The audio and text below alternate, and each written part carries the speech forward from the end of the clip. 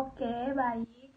Terima kasih. Sebelumnya, perkenalkan nama saya Kamila Betriana Kameleng, jurusan Sosiologi Universitas Nusa Cendana Kupang. Di sini saya akan membawakan materi dari buku yang berjudul Memerangi Penipuan dan Korupsi di Bank Dunia untuk mata kuliah Pendidikan Anti Korupsi. Selama beberapa tahun terakhir, pemberantasan korupsi pengadaan telah diperoleh juga di tingkat internasional.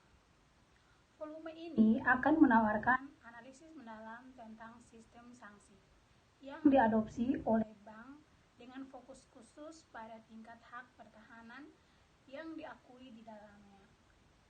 Secara khusus akan mencakup pengantar umum tentang Bank Dunia, proses sanksi yang akan menjelaskan strukturnya dan cara fungsinya.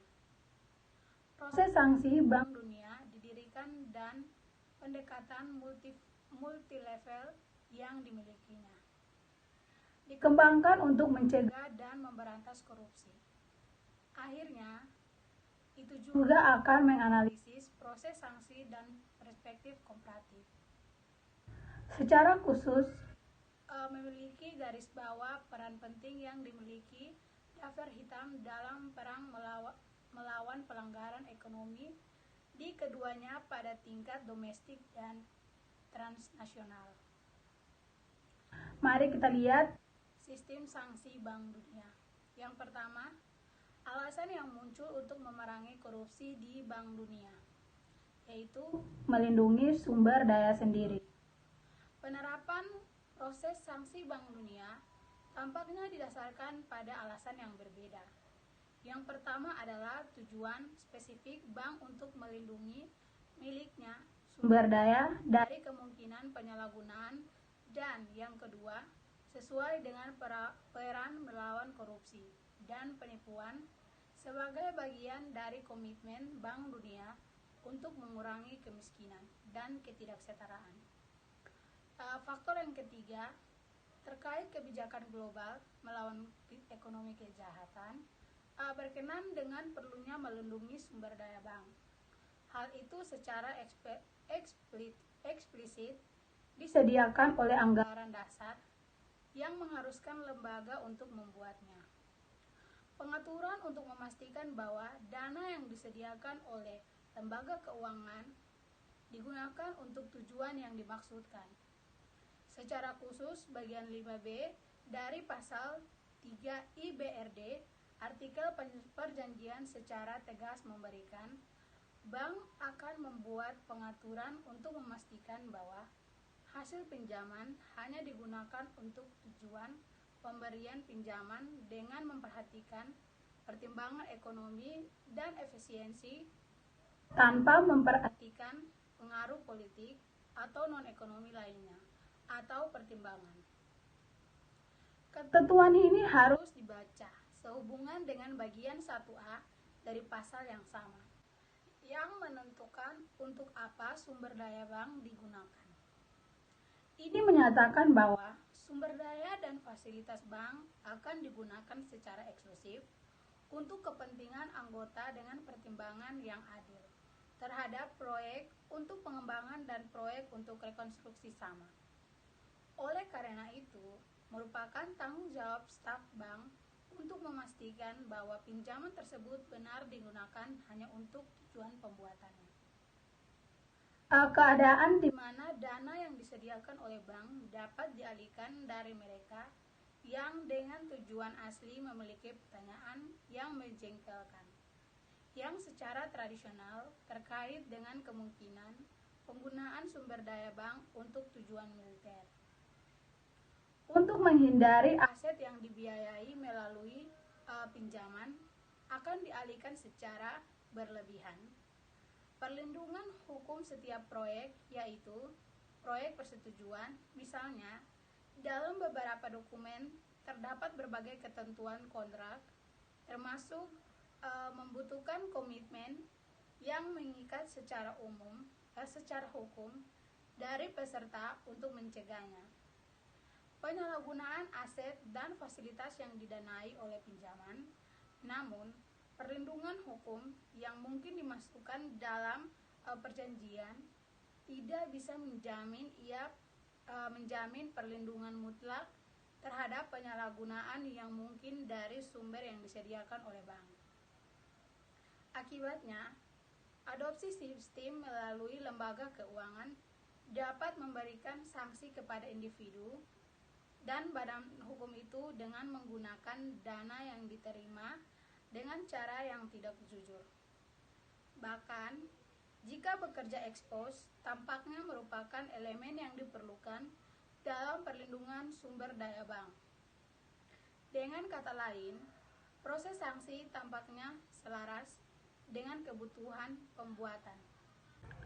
Pengaturan untuk memastikan bahwa hasil pinjaman hanya digunakan untuk tujuan untuk mana pinjaman diberikan sebagai yang ditetapkan oleh bagian 5B pasal 3. Yang kedua, mengejar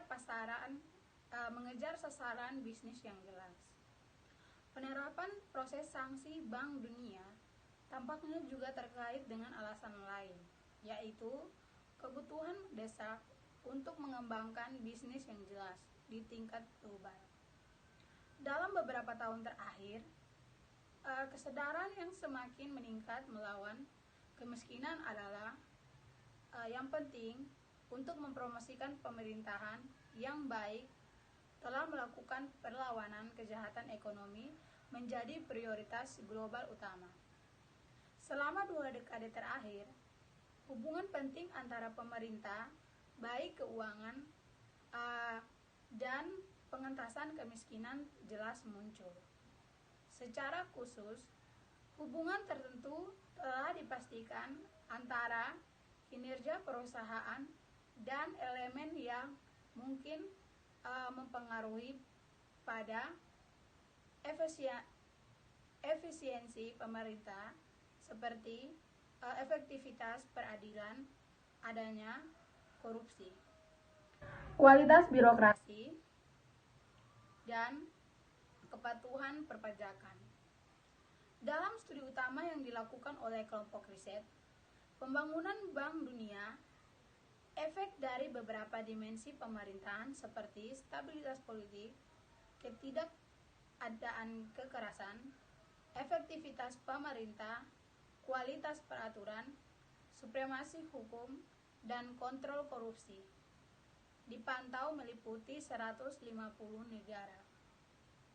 Penelitian tersebut menyoroti adanya hubungan antara 3 fenomena tersebut adalah hasil pembangunan, pendapatan per kapita, kematian bayi, dan melek huruf orang dewasa.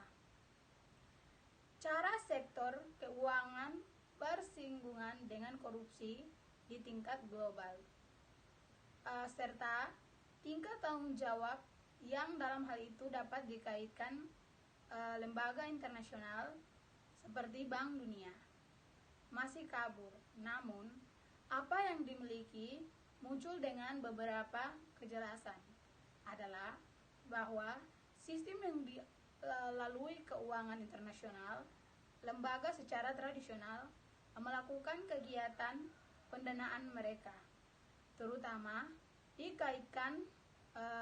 dikaitkannya dengan negara berkembang, tampaknya menjadi salah satu potensi masalah bagi Indonesia. Tak ada keraguan bahwa korupsi tetap menjadi masalah serius bagi sebagian besar negara tempat bank mengeluarkan masalah pinjamannya. Hal ini menimbulkan pertanyaan tentang apakah praktik pemberian pinjaman bank memiliki mendorong perilaku korup dan membutuhkan modifikasi atau bahkan regulasi. Situasi seperti itu diperburuk oleh identifikasi beberapa struktural kendala dalam penerapan upaya anti korupsi yang efektif di lingkungan bank. Model operasional, struktur tata kelola, kapasitas pengawasan staf, dan kontraktor struktur intensif, norma birokrasi, motivasi politik, dan status badan investigasi internal. Konflik kepentingan yang serius dalam mendisiplinkan kegiatan bisnisnya sendiri. Efektif transformasi harus dilakukan melalui persuasi dari sumber eksternal seperti sebuah organisasi internasional independen. Sementara itu, dunia internasional dan upayanya meningkatkan perekonomian kebebasan telah dengan jelas mengakui bahwa korupsi bukan lagi masalah lokal, tetapi fenomena kriminal transnasional yang mempengaruhi semua masyarakat ekonomi dan kerja sama internasional. Untuk mencegah dan menggagalkan praktik korupsi sangat penting. Lembaga pendekatan semacam itu adalah adopsi dari beberapa konvensi internasional dalam memerangi korupsi, termasuk konvensi PBB melawan korupsi dan konvensi OECD tentang pemberantasan suap pejabat publik asing dalam transaksi bisnis internasional. Demikian pula dunia dorongan untuk memerangi pencucian uang telah muncul, dan konsep umum sistem anti pencucian uang global telah dikembangkan oleh Financial Action. Yang berikut pendekatan bertingkat dan memerangi korupsi, mempromosikan tata kelola yang baik di tingkat domestik. Berkenan dengan promosi proses administrasi yang akuntabel, transparan dan institusi, bank telah membuat komitmen yang kuat untuk membantu pemerintah dalam upaya untuk meningkatkan perilaku etis dan pemberian layanan yang efektif. Secara khusus, file lembaga keuangan berfokus pada dua bidang utama. Di satu sisi, tujuan kegiatannya dalam memperkuat sistem manajemen sektor publik dalam cabang eksklusif, termasuk memiliki tujuan untuk meningkatkan lingkungan tata kelola yang lebih luas. Di dalamnya memperkuat tata kelola mengatasi korupsi. Strategi yang diperbarui Grup Bank Dunia mempromosikan kebaikan yang dioperasikan oleh sektor publik, lembaga pendukung seperti parlemen dan kantor ombudsman untuk akuntabilitas publik. Upaya bank termasuk dalam apa yang disebut sebagai kebijakan manajemen sektor publik yang diadopsi oleh lembaga keuangan untuk mencapai tujuan tersebut. Ini terdiri dari peningkatan hasil sektor publik dengan mengubah cara pemerintah kerja. Dengan kata lain, ketika bank mengatur pinjaman di suatu negara itu dengan sengaja mencoba mengubah struktur dan proses sektor publik. Sebagai soal faktanya, mereka menentukan bagaimana sumber daya keuangan dan fisik orang-orang dikerahkan dan dicatat. Untuk melakukannya, lembaga keuangan menggunakan leverage ekonominya menjadi penyedia tradisional terbesar untuk mendukung sektor publik manajemen di negara tertentu. Harus disebutkan bahwa secara historis, bank tidak menggunakan ekonomi seperti itu, memanfaatkan secara netral. Faktanya, kebijakan utama lembaga keuangan memiliki secara tradisional transpirasi oleh tujuan yang disebut konsensus Washington, di mana dunia maju terus mendorong negara-negara lain untuk merangkulnya. Perdagangan bebas. Dengan kata lain, bantuan pembangunan dibutuhkan oleh negara-negara miskin, diberikan dengan syarat bahwa setuju untuk mengadopsi semacam standar paket reformasi ekonomi, hukum, dan politik liberal yang meliputi unsur-unsurnya, seperti penyusutan negara, deregulasi dan privatisasi ekonomi, penghapusan hambatan perdagangan bebas. Instrumen lain yang dikembangkan oleh bank untuk mendorong tata kelola yang baik dan pemberantasan korupsi diwakili oleh fasilitas kemitraan tata kelola yang secara khusus dirancang untuk menanggapi tata kelola dan anti rencana implementasi strategi korupsi.